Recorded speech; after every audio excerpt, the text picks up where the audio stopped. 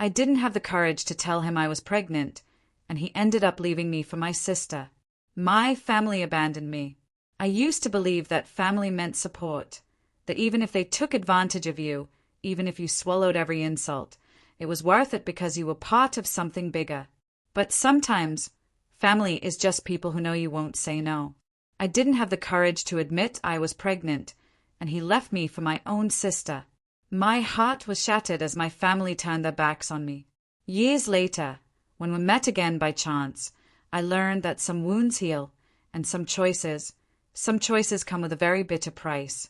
My story begins on a Tuesday, the kind of dreary, rain-soaked Oregon afternoon that makes you want to curl up inside with a hot drink and a good book. That's exactly what I was doing, but the feeling in the pit of my stomach was anything but cozy. The rain tapped a steady, relentless rhythm against the cafe windows, blurring the quiet street outside into a watercolor painting of gray and green. Inside, the air was warm and smelled of coffee and steamed milk, but I couldn't feel any of it. A chill had settled deep in my bones that had nothing to do with the weather. Only the low hum of the espresso machine and the occasional clink of a spoon against porcelain broke the heavy silence between us. I was sitting at a small corner table, my fingers wrapped so tightly around a cup of chamomile tea that my knuckles had turned white. The tea had gone lukewarm ages ago, but I didn't notice. My focus was entirely on the man sitting across from me, Arthur. Arthur Brooks. He was staring out the window, his gaze fixed on the rain-slick glass, avoiding my eyes. That should have been my first clue. He had this way of looking anywhere but at you when things got difficult. His jaw was tight, his shoulders tense. He was a million miles away, and a terrible cold dread began to crawl up my spine. You see, I had come here with a secret. A beautiful, terrifying, life-changing secret tucked away inside me. A secret I had practiced revealing 100 times on the drive over. The words were sitting right on the tip of my tongue, ready to spill into the space between us. I had imagined his face when I told him. Surprise at first, then maybe a slow, spreading smile. That boyish, lopsided grin that I used to love so much. I imagined him laughing, pulling me out of my chair and spinning me around right there in the middle of the cafe. I was ready. I was so ready to look him in the eyes and say the full words that would change our lives forever. I'm having your baby. But I never got the chance. Before I could gather the last of my courage, he cleared his throat. The sound was like a stone dropping into a quiet pool, sending ripples of anxiety through me. He finally turned from the window, but his eyes only met mine for a fleeting second. Beverly, he began. His voice was uneven, hesitant. Feist, I need to tell you something. I blinked, my own carefully rehearsed words dying on my lips. A nervous laugh escaped me. That's funny, I whispered, my hand brushing against the rim of my cup. I was about to say the same thing. A strange look crossed his face, not curiosity, but something closer to panic. No, let me go Feist, he said, exhaling sharply as if the words were a physical weight he had to force out of his chest. He took a long, slow breath. You are an amazing woman, Beverly. Honestly, you deserve so much. My heart stuttered. That's the kind of thing men say when they are about to leave. It's the gentle, cowardly preamble to a goodbye. The cold dread from earlier turned into a solid block of ice in my stomach. But the truth is, he continued, his voice dropping, I've fallen in love with someone else. The words didn't just hang in the air. They seemed to echo off the walls of the nearly empty cafe, growing louder and louder until they were the only sound in the world. For a split second, I was sure I had misheard him. It felt like a line from a movie, too dramatic, too unreal to be happening in my life, in this quiet little cafe, to me. But then I looked at his eyes, which were once again fixed on the rain outside, and I knew I hadn't misheard a thing. The world tilted on its axis, and my carefully constructed future shattered into a million tiny pieces. He wasn't looking at me. He couldn't even give me that. He was already gone. He kept talking, his tone awkwardly apologetic, as if he were explaining a dent in a borrowed car, not shattering a life. Please don't take it the wrong way, he mumbled, a phrase so ridiculous I almost laughed. These things just happen. We're just different people, you and I. Maybe I never really loved you the way you thought I did. Each word was a physical blow. My hands resting on the table started to tremble. I fumbled for a paper napkin, folding and unfolding it until the flimsy paper tore between my fingers. I kept my eyes down, fixed on the polished wood grain of the table, as if staring hard enough could keep me from shattering right there in front of him.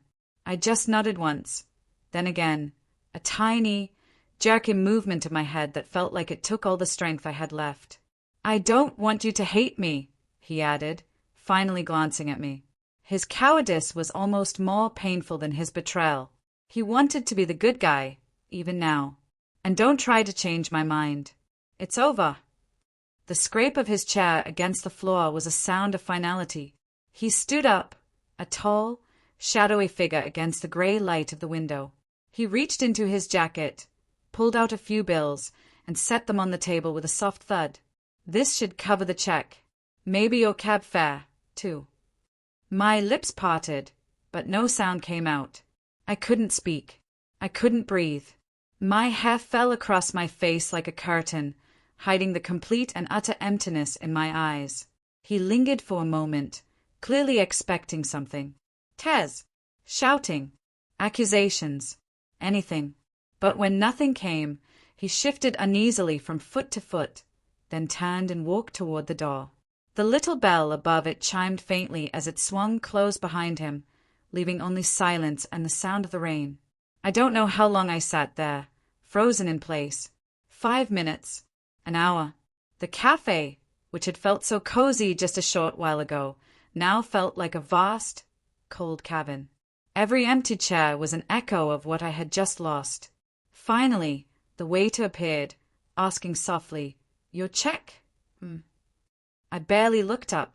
I just slid Arthur's bills across the table, my voice flat and lifeless when I murmured, "Yes, thank you." He disappeared, and the silence settled in again. Slowly, as if in a trance, I lifted both my hands to my stomach. I pressed them against the small, still flat place where our child was growing, a secret he would now never know. My chin trembled, and then the tears came. Not loud, hysterical sobs, but hot, heavy, relentless tears that rolled down my cheeks. In silence, dripping onto my fingers that were curled protectively over my belly. I sobbed without a sound, my whole body quaking as the truth of my isolation sank in. The new life inside me was supposed to be a gift, a shared joy. But now, it was a secret I had to carry all by myself. Eventually, I made my way out of the cafe and into the rain. I didn't take a cab. I just walked, letting the cold drops soak my hair and clothes. I don't remember the walk to my car. I don't remember driving. My body was on autopilot, but my mind was a vortex of pain and disbelief. Somehow, I found myself parked outside my mother's house. I just sat there in the car for a long time, the engine off. The only sound, the rhythmic swish of the windshield wipers against the glass. I needed my mom. In that moment of complete devastation, all I wanted was my mother to hold me and tell me everything was going to be okay. That's what mothers do, right? With a deep, shaky breath, I got out of the car and walked to the front door, feeling like a lost child about to knock on the door of my own home. The house was quiet when I stepped inside, my wet shoes leaving faint marks on the worn linoleum floor. The familiar smell of my mother's lavender-scented cleaner hung in the air. But tonight, it smelled sharp, almost suffocating. In the living room, the muted glow of a lamp cast long shadows across the beige carpet. My mother, Dolores, was sitting at the dining table, flipping through a stack of mail. My stepfather, Clifford, was there too, impatiently tapping at his watch as if he were counting down minutes he didn't want to spare. I hesitated in the doorway, clutching my bag against my chest like a shield. For a moment, I thought about turning around and leaving, keeping everything to myself. But the weight of what had happened was too heavy to carry alone. I needed someone. I needed my mother. "Mom," I said softly, My voice cracked in the silence, her hand stilled on the envelopes. She lifted her gaze, her eyes flickering with a mixture of surprise and irritation. Beverly, what are you doing here? You look like a drowned rat. Arthur's gone, I managed to say, the name feeling foreign and bitter in my mouth. He left me, and I'm pregnant. The word hung in the air, heavy and explosive. Clifford let out a low groan, leaning back in his chair. We're going to be late if we don't leave soon, he muttered, checking his watch again. My mother ignored him for a moment. Her focus was fixed on me, but there was no softness in her eyes. Pregnant. The word came out sharp, like an accusation. I nodded, my throat tightening. Yes, I was going to tell him tonight, but he broke up with me before I could. Listen, honey, she began, her tone smoothing into something that was meant to sound reasonable, but was as cold as ice. You're only 22. You have your whole life ahead of you. These things, they can be taken care of safely. Medicine is different now. You can't just throw your life away because of a mistake. A mistake? The word sliced through me like a knife. This tiny life, my baby, was just a mistake to her. Mom, it's not just something to get rid of. I pleaded, my voice trembling.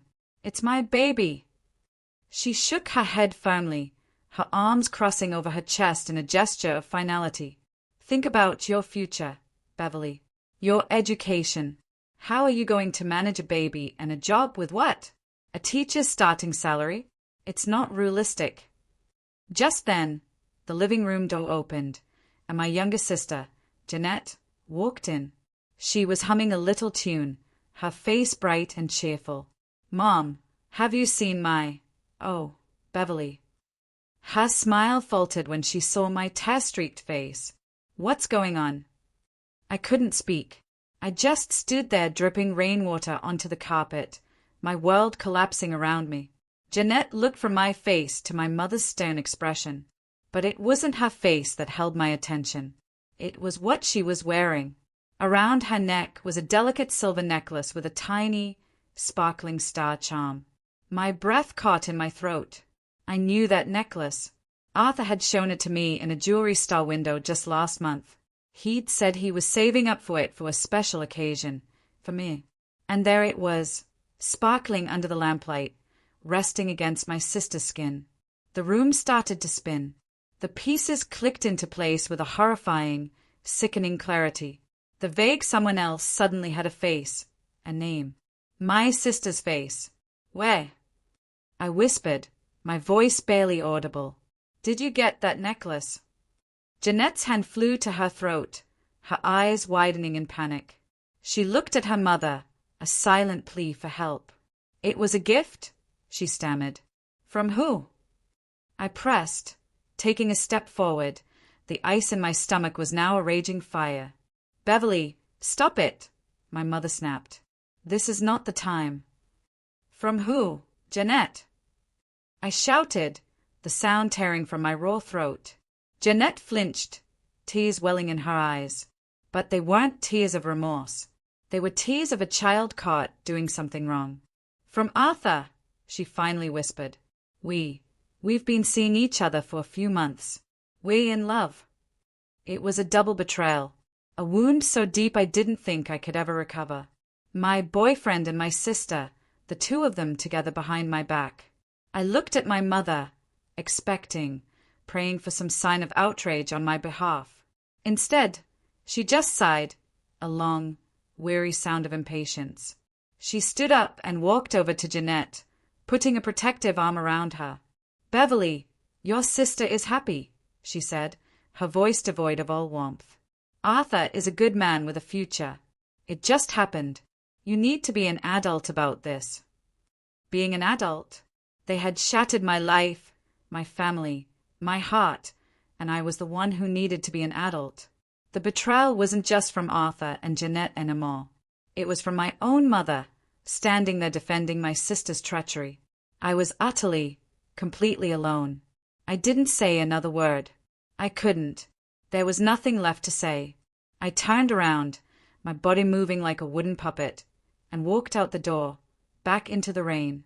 I didn't look back. I got in my car and drove away with no destination in mind. The image of that silver necklace burned into my memory. I must have driven for hours, the windshield wipers keeping a frantic beat to the storm raging inside me. I ended up in a dingy motel room off the highway, the kind with a flickering neon sign and thin, scratcher blankets. I lay on the bed, fully clothed, and stared at the water-stained ceiling all night. I didn't cry. I think I was beyond tears. I was just empty, a hollowed-out shell. In that silence, as the darkness of the room pressed in on me, my mind drifted to a different time, a warmer time. I remembered summers as a little girl, running barefoot through my grandmother Harriet's apple orchard just outside of Eugene. I remembered the smell of freshly baked apple pie cooling on the windowsill, the sound of her laughter carrying across the yard. I remembered the feeling of her arms around me, strong and safe. How she'd listened to my childhood worries as if they were the most important things in the world. Back then, life had felt steady, safe. That was it. That was the only place left to go. The next morning, I drove to the nearest bus station. I used the last of my cash to buy a one-way ticket to Eugene. I didn't pack a bag. I just left with the clothes on my back and the tiny secret life growing inside me. The bus ride was long and quiet. I sat by the window, watching the suburban neighborhoods give way to open farmland. Fields damp with morning dew. Old barns tucked against rolling hills. The air seemed light out here, cleaner. I closed my eyes, letting the rhythmic sway of the bus calm the storm inside my chest. I pressed a hand to my belly and whispered silently to the only person in the world who was truly on my side. We'll be okay, somehow. We'll be okay. By the time the bus slowed into the small rural station, the clouds had broken and thin rays of sunlight spilled over the platform. I stepped down, feeling tired and lost. And then I saw her, my Grandma Harriet. She was standing at the end of the platform, wearing her old, worn cardigan, a scarf looped neatly around her neck. Her silver hair caught the light, and her eyes, the kindest eyes I've ever known, softened the instant they landed on me. Without a moment's hesitation, she opened her arms wide. "Beverly, sweetheart," she called, her voice warm and steady, just as I remembered. The moment I fell into that embrace, the tight, painful knot in my chest finally loosened. Her hug smelled faintly of flour and wood smoke, a scent that carried me straight back to simpler days. For the first time since I'd walked into that coffee shop, I felt a tiny piece of my burden lift. I buried my face in her shoulder and finally let myself cry. I cried for Arthur, for Jeanette, for my mother, for the baby, for the girl I used to be. And my grandmother just held me, stroking my hair, letting me pour out all my pain without saying a word. She just held me, and that was everything. "You should have told me you were coming," Grandma Harriet said, keeping an arm around me as we walked toward her old pickup truck. "I would have baked that apple pie you loved so much." I managed a small, watery smile. "That's exactly why I didn't tell you. I didn't want you to fuss." We drove back along familiar country roads, the fields stretching endlessly under the autumn sky. She filled the silence with gentle questions about my classes, my friends, how I'd been. I tried to answer, but my words kept failing me. It wasn't until we were sitting at her cozy kitchen table, with steaming cups of chamomile tea between us, that I finally let it all spill out. The farmhouse was just as I remembered, lace curtains on the windows, jars of preserves lined up neatly on the counter, and the old grandfather clock ticking steadily in the corner. I wrapped my hands around the warm cup, staring into the steam, and told her everything. "He left me, Grandma," I said, my voice barely louder than a whisper. "Arthur's gone. And the woman he left me for? It's Jeanette." I saw a flicker of deep sadness in her eyes, but not surprise. It was as if she'd always known the character of her other grandchildren. "And I'm pregnant, Mom. Mom doesn't want me to keep it. She says it's a mistake." My grandmother's eyes never left mine. She didn't interrupt. didn't scold, didn't even gasp. She just listened, her gaze steady, her presence like an anchor in my storm. When I finished, tears were sliding down my cheeks again. "I don't know what to do," I choked out. "I don't want to lose this baby, but I can't do it alone." She reached across the table and took my trembling hands in her own. Her hands were wrinkled and strong, hands that had gardened and baked and mended for a lifetime. "Then you won't do it alone," she said, her voice calm but resolute. "This is your home now for as long as you need it. When you finish school, you can move here permanently. The local school is always short on teachers. You can work there, and I'll help you look after the baby." Her words were so simple, so practical, yet they felt like a lifeline. For the first time since that horrible afternoon, I felt the heavy display lift just enough for hope to slip in. I squeezed her hands tightly, my tears now flowing for an entirely different reason. In that small farmhouse kitchen, I wasn't abandoned. I wasn't hopeless. My child and I, we had a place in this world. The months that followed were quiet and healing. I transferred my college credits to a local school and finished my degree. Grandma Harriet never treated me like a burden. She treated me like a daughter. We fell into a comfortable rhythm. We'd garden together in the afternoons, cook dinner in the evenings, and sit by the fire at night, her knitting needles clicking softly as I studied. She'd tell me stories about her own life, about the hardships she'd faced after my grandfather's funeral, about the inheritance of resilience that was passed down through the women in our family. She taught me that strength wasn't about not falling. It was about getting back up every single time. And then that winter, in the modest upstairs bedroom with a quilt-covered bed and lace curtains, I brought my son into the world. The labor was long and fierce, but when the midwife finally placed the newborn in my arms, everything else faded away. He was so small, his fists clenched tight, his cries piercing yet strangely comforting. I gazed at him through tear-filled eyes, my heart swelling in a way I had never known possible. "Walter," I whispered, the name feeling right and strong. Walter. He would bear my name, my strength. His future would not be tied to the man who had abandoned him before he was even born. From that day on, my life was turned completely upside down in the most wonderful and exhausting way possible. The nights were a blow of feedings and diaper changes. The days a marathon of juggling a newborn and my final college courses. But I never once resented it. I'd rise in the dark, silent hours, cradling Walter against my chest until his tiny breaths evened out, and I'd smile through the fatigue. Every milestone, his first smile, his first laugh, the first time his small hand wrapped around my finger, was like sunlight piercing through clouds.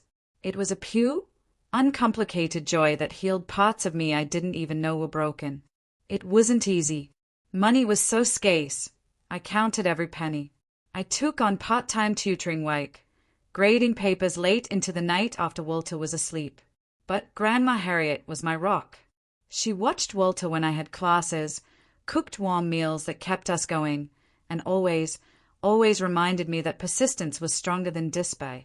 "One step at a time, sweetheart," she would say, smoothing back my hair after a particularly long day. "That's how you climb mountains." And so I climbed. I defended my final thesis with Walter asleep in a carrier at the back of the room. A few professors raised their eyebrows, but no one could question my determination. By the time I graduated, a worn diploma in one hand and my beautiful son in the other, I had already secured a teaching position at the small elementary school just a few miles from the farmhouse. My first day, I stood before a classroom of bright-eyed second graders, chalk in my hand, and felt a profound sense of accomplishment. Walter was barely 2 years old, toddling around Grandma Harriet's living room. While I taught, his happy giggles filling the farmhouse during my lunch breaks. Teaching had always been my dream, and now it was my reality. It wasn't just a job. It was my way of providing a stable, loving life for my son. Life was modest, but it was full. I didn't have much, but I had everything that mattered. Each evening, I'd walk home from school with papers tucked under my arm, my heart lifting when I saw Walter running to greet me at the gate, his face lighting up. He had my eyes and my stubborn chin. But his laugh was a sound of pure joy that echoed through the quiet countryside. The community embraced us. "You've raised a bright boy," neighbors would remark when Walter tagged along at the market. "He's so polite, so well-spoken. You must be proud." Proud didn't even begin to cover it. Walter was my anchor, my reason, my entire world. When loneliness crept in at night, when memories of Arthur and Jeanette's betrayal threatened to sting, I would just tiptoe into his room. I'd stand there watching him sleep under his patchwork blanket, his small chest rising and falling, and I would know with absolute certainty that I had made the right choice.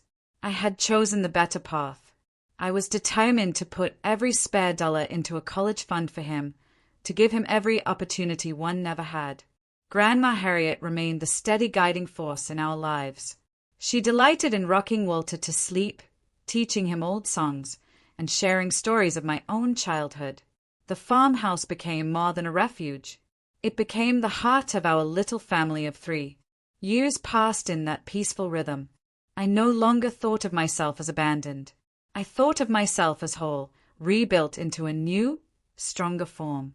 I was a mother, a teacher, and a granddaughter who had not let hardship destroy her. And every time Walter's laughter filled the house, I knew my life, though not the one I had once imagined, was exactly where it needed to be. Life in the small farming community settled into a steady, comfortable rhythm. I taught my students by day, graded papers at night, and poured every ounce of the rest of my energy into raising Walter. It was a full life, a good life, though sometimes in the quiet moments after Walter was asleep and the house was still, a wave of loneliness would wash over me. I had long since stopped expecting romance or love. My son was my heart, my class, my mission, and my grandmother my anchor. That seemed like it had to be enough. But life has a way of weaving people together when you least expect it. It happened one spring afternoon when Walter was 5. A big storm had blown through the night before, and a whole section of the old fence along our property had finally given way. I stood in the yard with Walter, staring at the broken posts, my brow furrowed in frustration. "Well, that's just great," I muttered, pushing a stray strand of hair out of my face. Walter, holding my hand, asked innocently, "Mom, how will we keep the deer out of Grandma's garden now?" Before I could answer, a voice called from across the field, "Need a hand with that fence." I turned to see a man walking toward us. I recognized him as Franklin Green, a neighbor whose land bordered ours. He was a tall, broad-shouldered man with sun-weathered skin and the kindest eyes I'd seen in a long time. He was a carpenter by trade, a widower, and I knew from town gossip that he'd helped other neighbors with repairs more times than anyone could count. We'd exchanged pleasantries at the market, but nothing more. A touch of embarrassment colored my cheeks. "Is it that obvious?" I asked, gesturing to the collapsed fence. Franklin gave an easy, warm smile that made his eyes crinkle at the corners. "Don't worry about it. Happens to everyone out here sooner or later. I've got some spare boards in my truck. If you don't mind, I can have it fixed up in no time." I hesitated for a moment, a reflexive instinct to not accept help, to do everything myself. But then I looked at his open, honest face, and I nodded. "If you're sure, I'd really appreciate it." Walter was the one who warmed up to him first.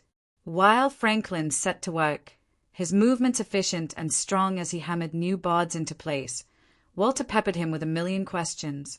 Questions about his tools, about different kinds of wood, about how strong he was. Instead of brushing him off, Franklin answered every single question patiently, even letting Walter hold a hammer for a moment under his watchful eye. From that day on, Franklin began stopping by more often. Sometimes it was just to check on the fence, sometimes to drop off fresh eggs from his chickens, and sometimes just to say hello on his way home from a job. I noticed how Walter's face lit up whenever he saw Franklin's truck pull up. I saw how natural it was for my son to follow him around the yard, chattering endlessly, and how Franklin always listened with genuine interest. He spoke to Walter, not like a child, but like a small person with important things to say. I was slower to open up. My past had left deep scars, and I guarded my heart carefully. But Franklin never pushed. His kindness was steady, his presence quiet but reassuring. He joined us for dinner once, then again, until it became a weekly habit. He never tried to take over, never acted like Walter wasn't my first priority. Instead, he fit himself gently into the empty spaces of our life, as if he had always belonged there. Seasons turned. Spring melted into a warm summer, which gave way to a crisp autumn. I found myself laughing more often, lingering in conversation with him on the porch after Walter had gone to bed. We talked about everything and nothing. He told me about his late wife who he had loved dearly and the quiet years after she was gone. I, in turn, found myself telling him about my past. Not all the painful details at first, but enough. I told him about being a young single mother and the struggles I'd faced. He never offered pity. He only ever offered respect. I caught myself watching him, whether he was repairing a gate or just listening to one of Walter's long stories, and I realized that my chest didn't feel tight with fear anymore. It felt warm. It felt safe. I realized I was falling in love with him, and the feeling wasn't terrifying like it had been with Arthur. It was calm. It felt like coming home. A year after that first day with the broken fence, we were working in Grandma Harriet's little garden behind the farmhouse. The sun was warm on our backs. Walter was off chasing butterflies. Franklin was quiet for a long time, and then he put down his trowel, turned to me, and took my dote-smudged hands in his. He knelt there on one knee in the soft earth of the garden. He didn't have a fancy box, just a simple, beautiful silver ring that he held in the palm of his hand. There was no grand speech, just a quiet, heartfelt promise that meant more to me than any flowery words ever could. "Beverly," he said, his kind eyes looking right into mine, "I'm not trying to change your life or replace anything you've lost. I just want to share it with you and with Walter. I love you, and I love that boy like he's my own. I can't fix your past, but I promise I'll spend the rest of my life building a future where you never have to feel alone again." Tears stung my eyes as I whispered, "Yes." Our wedding was simple, perfect. We held it right there in the backyard of the farmhouse, surrounded by a few close friends and our wonderful neighbors. Grandma Harriet stood proudly by my side, her eyes shining, and Walter, wearing a tiny, handsome suit, grinned from ear to ear as he served as our ring bearer. When the vows were spoken, and I became Mrs. Beverly Green, I felt like someone who had been given a second chance, not just at love, but at happiness itself. Shortly after, Walter and I moved into Franklin's farmhouse just across the field. Our two lives blended together seamlessly. The house that had been quiet for so long now echoed with Walter's laughter and playful shouts. For the first time in years, I would lay my head down at night, feeling my husband's steady breathing beside me, and my heart would feel completely, utterly at rest. It wasn't a dramatic, whirlwind romance. It wasn't rushed. It was steady, genuine, and real. And that was exactly what I had been searching for all along without even knowing it. Life with Franklin and Walter was a peaceful dream. Walter was 7 now, a bright, happy boy who adored Franklin and called him Dad. I loved my job. I loved my family. And the painful memories of my past had finally faded into distant, hazy shapes. I truly believed I had left them behind for good. Then came the annual second-grade field trip to the museum in Eugene. The morning was bright and clear, a perfect day for an adventure. I walked at the front of my class, a clipboard in my hand, while the children chatted excitedly behind me. Walter stayed close to my side, his small backpack bouncing as he kept pace with the group. We had a wonderful time at the museum, where the kids marveled at dinosaur bones and ancient artifacts. Afterwards, with some time to spare before catching the train home, I led them to a nearby city park. The air was fresh, the grass still damp. Children darted ahead to look at the fountains and flower beds, the happy voices mingling with the rustle of trees. I smiled, calling for them to stay together, feeling a deep sense of pride. Pride for my students, for my son, for the beautiful, stable life I had built from ashes. And then, as we rounded the path lined with benches, I froze. Not 20 yards away, near the edge of the park, stood a couple, a man and a woman. I recognized them instantly. Arthur and my sister Jeanette. My breath caught in my throat. Time seemed to bend, pulling me back 7 years to that rainy cafe, to the words that had broken me. But this wasn't the same charming man I remembered. Arthur's hair was thinner, his face tight with tension. He was arguing with Jeanette, his voice rising in an angry, almost desperate tone. Jeanette, dressed in a sleek blazer, stood with her arms folded, snapping something sharp and dismissive back at him. People passing by slowed to watch as their argument escalated. I could hear fragments of their shouting, accusations about money, about his long hours at work, resentment simmering just below the surface. Arthur gestured wildly, his face flushed with frustration. The man who had once seemed so confident and in control now looked weak and bitter. I stood rooted to the spot, my students gathering curiously around me. My heart was thudding, but not with the familiar ache of old wounds. To my surprise, I felt nothing. No longing, no anger, not even a spark of the old pain. All I felt was distance, as though I were observing two strangers having a bad day from behind a thick pane of glass. "Mom." I looked down. Walter was tugging at my sleeve, his blue eyes lifting to mine, full of concern. "Are we going to keep walking?" I blinked, the sound of his voice grounding me, pulling me back to the present. His small hand slid into mine, warm and steady. I smiled faintly and squeezed back. "Yes, sweetheart. Let's go." Without another glance in their direction, I guided my students along the path, steering them toward the open lawn where ducks waddled near a pond. Behind me, Arthur's voice rose again, harsh and cracking. But I didn't turn around. I just kept walking away, hand in hand with my son, leaving the ghosts of my past to their own bitter arguments. In that moment, I realized something profound. The man and woman who had once shattered my world no longer had any power over me. They were just sad echoes from a life that was no longer mine. We spent another half hour at the park, letting the children run and play before it was time to head back to the train station. The kids were tired but still buzzing from the day's adventure. I walked alongside them, keeping count with my clipboard as we passed the shop fronts and cafes lining the street. Walter skipped a few paces ahead, pointing out a bakery display filled with frosted cupcakes. I smiled at his excitement, my heart feeling light and unburdened. Then my gaze drifted toward the window of a familiar-looking cafe, and I froze for the second time that day. Inside, seated at a corner table, the very same corner table from all those years ago, was Arthur. Time seemed to slow down. He looked older now, lines of stress carved deeper across his forehead, but the way he leaned back in his chair was unmistakable. Across from him sat Jeanette, looking stylish and confident. Between them, a little girl with curly hair, no older than 5 or 6, was toying with a spoon. My stomach tightened, my breath catching. For a moment, I couldn't move. My past, the betrayal, the heartbreak, all the nights I had cried myself to sleep. It was all sitting just a few feet away, smiling at another family. Then Arthur looked up. His eyes met mine through the glass, and they widened in recognition. He straightened up, and to my utter disbelief, he lifted his hand in a casual, friendly wave, as if we were just old acquaintances who had simply crossed paths on the street. Jeanette followed his gaze.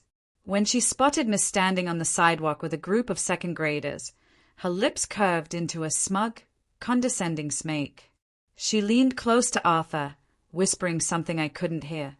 He chuckled, and then they both laughed, a shared private mockery at my expense.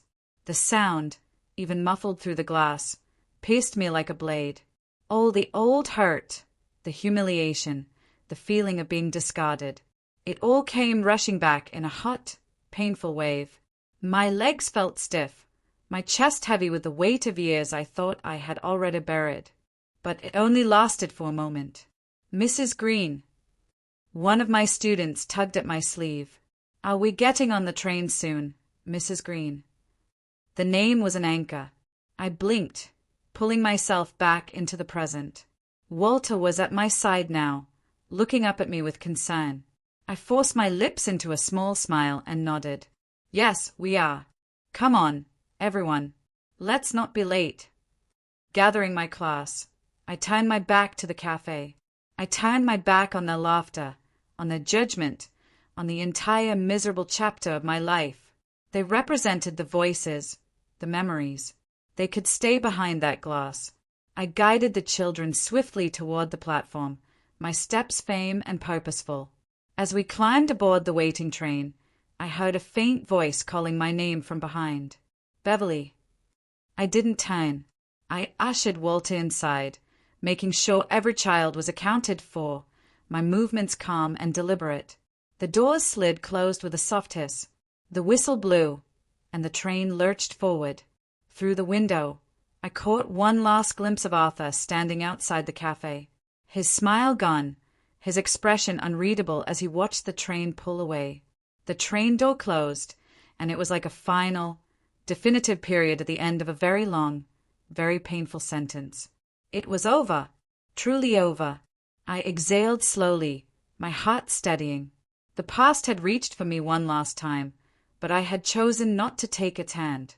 The train door slid shut, a solid, final sound that separated my present from my past. As the train began to move, carrying me away from that street, away from that cafe, away from them, I felt a profound sense of release. I was finally, truly free. The train picked up speed, its wheels clattering against the rails with a steady, comforting rhythm. I guided my students to their seats, my teacher's voice calm and practiced as I counted heads one last time. Walter slid into the window seat beside me, pressing his small palms against the cool glass.